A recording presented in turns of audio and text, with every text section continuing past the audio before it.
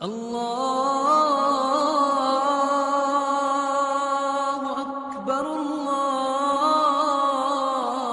ہمارے پاس جب لوگ آتے ہیں اور وہ داخل طریقت ہوتے ہیں تو ہم جو بنیادی چیزیں ان کو بتاتے ہیں تو ان میں سے ایک چیز یہ لازمی بتاتے ہیں کہ رزق پاک نہیں ہوگا تو باطن روشن نہیں ہوگا۔ یہ بنیادی بات ہے۔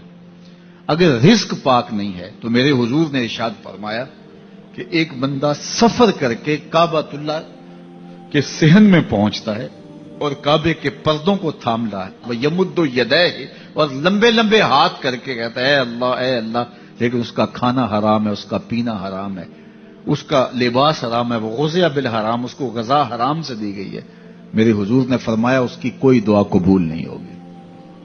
سفر کیا، جنگل پہاڑ کاٹے، سمندروں کو پاٹ کر کے آگے گیا، ہواؤں کے کلیجے چیر کے آگے بڑھا، مہینوں کی مسافتیں طے کر کے گیا اور کعبۃ اللہ کے سامنے کھڑا ہے، سین حرم میں مطاف میں کھڑا ہے، لیکن اس کا جسم حرام سے پلا ہے، اس نے جو پہنا ہے اس لباس کا تانا یا بانا حرام کا ہے، اس کو غذا حرام کی دی گئی ہے، اس نے پیا حرام کا ہے، اس نے کھایا حرام کا ہے، تو پھر اس کا یہ سارا سفر رائے گاہ چلا جائے گا، اس کو کچھ نصیب نہیں ہوگا۔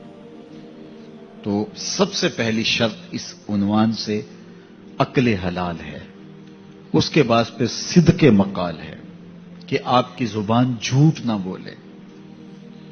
جب کوئی شخص جھوٹ بولتا ہے، روحانیات تو دور کی بات ہے، اللہ کے فرشتے اس سے 1 میل دور ہٹ جاتے ہیں۔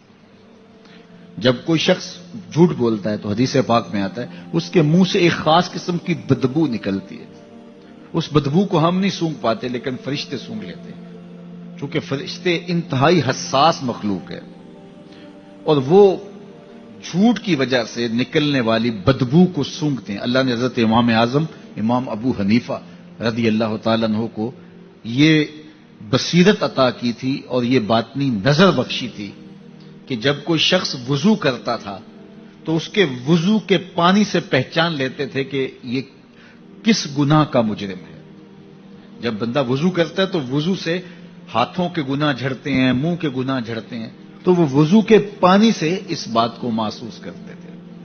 اللہ نے ان کو وہ بصیرت عطا کی تھی، لیکن انہوں نے اللہ کی بارگاہ میں عرض کی مالک مجھ سے یہ چیز چھین لے، یہ چیز مجھے نہیں چاہیے۔ لوگوں کے بارے میں جو ہے وہ ایسا گمان پھر پیدا ہوتا ہے۔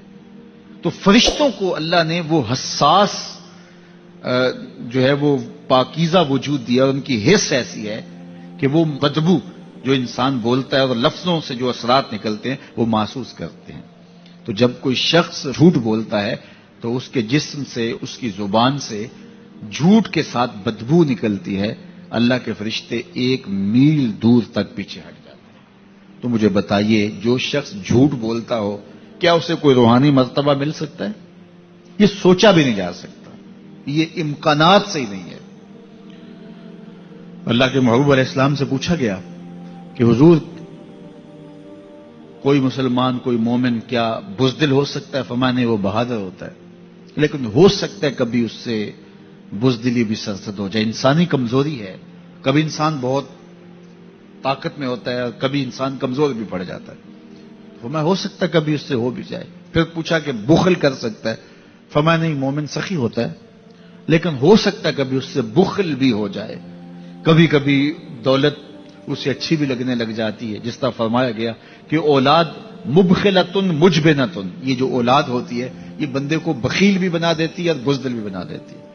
جب اولاد نہیں ہوتی تو بندہ سخی بھی ہوتا ہے اور بندہ جو ہے وہ مشکل حالات میں بھی کود جاتا ہے، لیکن جب اولاد ہوتی ہے تو پھر مشکل حالات میں کودنے سے پہلے سوچتا ہے میرے بچے ہیں یتیم ہو جائیں گے، اس کو یہ خیال آتا ہے، پہلے ایسے مال لٹاتا ہے لیکن اولاد ہو جائے تو پھر وہ اولاد کا سوچتا ہے کہ ان کے لیے کچھ میں جمع کر لوں۔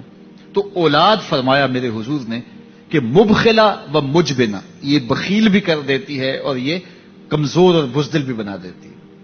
تو مومن ہوتا بہادر ہے لیکن ہو سکتا ہے کبھی اس سے بزدلی بھی ہو جائے، مومن سخی ہوتا ہے لیکن کبھی ہو سکتا ہے اس سے بخل بھی ہو جائے۔ لیکن تیسرا سوال حضور سے پوچھا گیا کہ مومن جھوٹا ہو سکتا ہے؟ تو اس پہ 2 ٹوک کہا نہیں، جھوٹا نہیں ہو سکتا، یہ نہیں ہو سکتا کہ مومن ہو اور جھوٹا ہو، وہ سچ بولنے والا ہوگا۔ تو عقل حلال اور صدق مقال، یہ 2 خوبیاں جو ہیں یہ اہل اللہ کا ترائے امتیاز ہے، اور یہ مجھے اور آپ کو اختیار کرنی چاہیے۔